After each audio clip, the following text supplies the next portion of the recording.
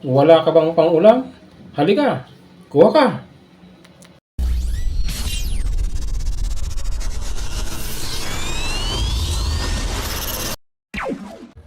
Muling nagbabalik po ang inyong lingkod, June Bubi Seriola ng AB Amazing Vlog. Muling magkikipagkwentuhan sa inyo tungkol sa pag-ahayupan, lalong-lalo na po sa pagmamanukan. Alam niyo mga kaibigan, ang pag-ahayupan, lalong-lalo na po ang pagmamanukan, ay may napakalaking tulong po sa ating kabuhayan. Nalilibang ka na, may pinagkakakitaan ka pa. Kaya po ito, ini-encourage ko kayo na mag-alaga po tayo ng mga manok. Kung tayo po ay may bakanting lote sa likod ng ating bahay, kung tayo po ay nasa probinsya, mga kaibigan, napakalaking tulong po ito sa ating pamilya at sa ating kabuhayan. Pero mga kaibigan, may malaking challenge din talaga ang paghahayupan. Lalong-lalo na po ang mahal o mabigat na pasanin natin sa presyo ng feeds. Kaya ang iba nga dito ay humihinto na lamang o nawawala ng gana dahil sa tingin nila ay hindi sila kumikita. Sobrang mahal na nga po talaga ng feeds. Speaking of feeds mga kaibigan, ito, alam niyo po ba, o kukwentuhan ko kayo na pwede nating makat o mabawasan ang ating gastusin o pasanin sa feeds ng 50 to 70%. Basta po, sundin nyo lamang po itong aking i-advise o sasabihin. Una po, magtanim tayo ng mga halaman. Ano po ba itong mga halaman na pwede nating gamitin na materyales sa paggawa ng feeds? Una po dyan ang malunggay. Ang malunggay po ay napakagandang halaman yan. Liban sa napakataas na protina nito, na may 31.50% na protein, ay mayaman pa ito sa mga vitamina at mga mineral. Yan.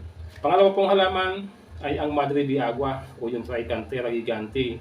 Mataas din po ang protina niya na mayroong 18.21% at kumpleto din yan sa vitamins and mineral. Yan.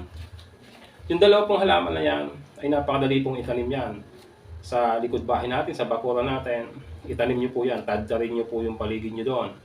Then, yung pangatlong napakahalagang sangkap ng feeds ay ang black soldier-fly larvae. Kaya po mag-alaga po tayo ng black soldier-fly para po makapag-produce tayo ng larvae.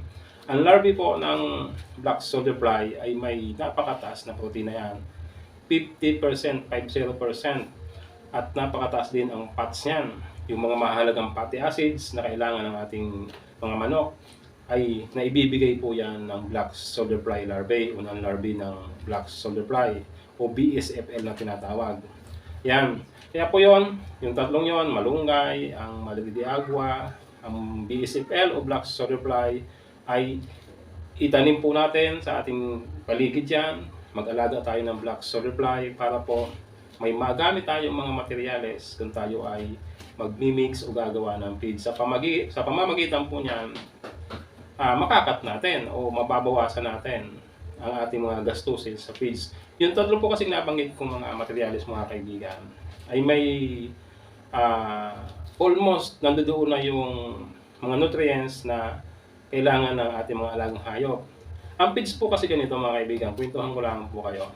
Ang feeds po kasi ay may composition yan na dapat ay ma-meet natin o requirement para po masabing quality yung feeds. Ma-meet natin yung mga nutrients noon. Ano po ba itong mga nutrients na ito? Yung 5 components pong tinatawag. Una po dyan ang carbohydrates. Yan. Ang pangalawa ay ang protina. Yung mga essential amino acids. Yan. Pangatlo, fats o fatty acids. Yan. Then, pang-apat, yung vitamins. Then, pang-lima, ang minerals. Carbohydrates, protein, fats, vitamins, and mineral. Ang lima pong yan, dapat po ay nasa feeds yan. Yan po ang composition ng feeds. Kaya po itong tatlong binanggit kong mga halaman at insekto, yung black soldier-fly po kasi insekto yan eh.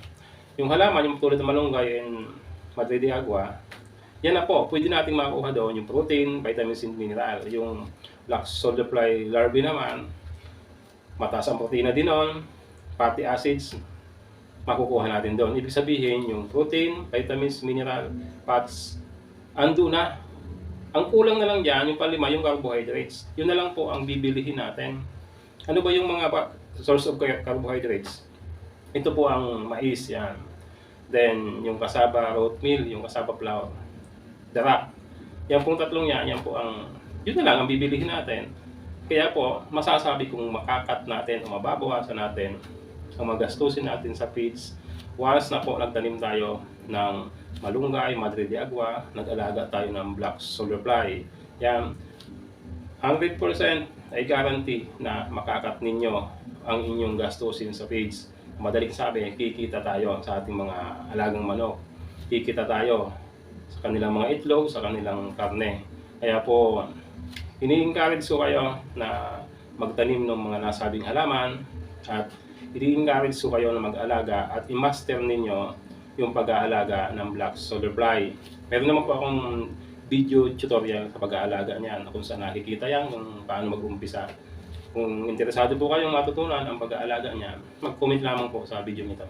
Bibigyan ko kayo ng link para po may mapanood kayo, magkaroon kayo ng idea kung paano siya inaalagaan. Okay, bago tayo magtapos dito sa ating kwentuhan, mga kapatid, mga farmers, sabi ko nga, magsipag lang tayo magtanim.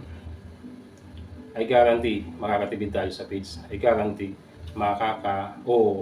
kikita tayo sa ating mga alagang hayop. Ngayon, ang tanong dyan, paano nga ba ito minimix? Paano ito ginagawa ang feeds? Paano yung ratios nito, yung mga timbang ng bawat sangkap? Yan po, kung interesado kayo dyan, comment lang dito sa video nito.